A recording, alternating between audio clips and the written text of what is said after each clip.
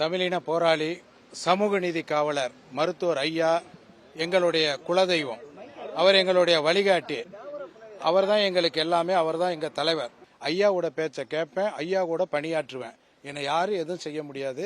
நான் ஐயாவோட தொண்டை. எனக்கு கட்சி பதவி தேவையில்லை.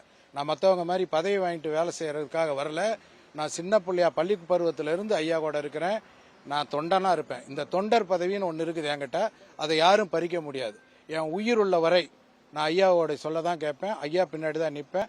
ஐயா காட்டுற திசையை நோக்கி தான் பயணிப்பேன். ஐயா சொல்றது தான் எனக்கு வேத வாக்கு. ஐயா சொல் மிக்க மந்திரம் இல்லை.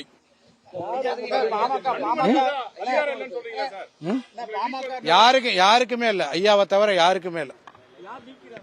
ஐயாவை தவிர யாருக்கு நீக்கிற அதிகாரம் இல்லை. நீங்க ஏன் கேக்குறீங்க? யாரு நீக்கிறாங்க கேட்க தெரியாமலா கேக்குறீங்க?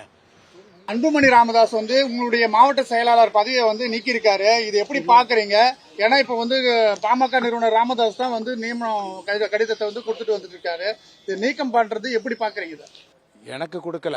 தமிழ்நாட்டில் இருக்கிற அத்தனை பேரையும் நியமிச்சது மருத்துவர் ஐயா தான். எடுத்ததும் மருத்துவர் ஐயா தான். திரும்ப பதவி கொடுத்ததும் மருத்துவர் ஐயா தான்.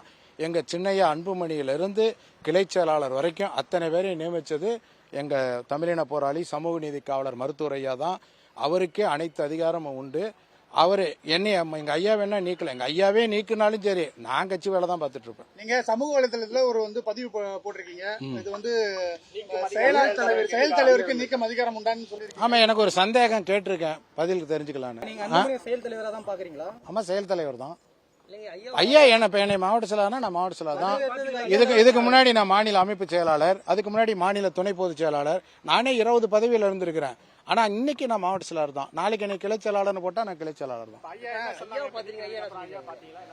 ஐயா பாத்துட்டேன். ஐயா சொன்னாங்க, உன்னை நீக்கிறதுக்கு யாருக்கு அதிகாரம் இல்லப்பா அப்படின்னு சொல்லிட்டு. ஆமா, நான் மாவட்ட செயலாளர் தான்.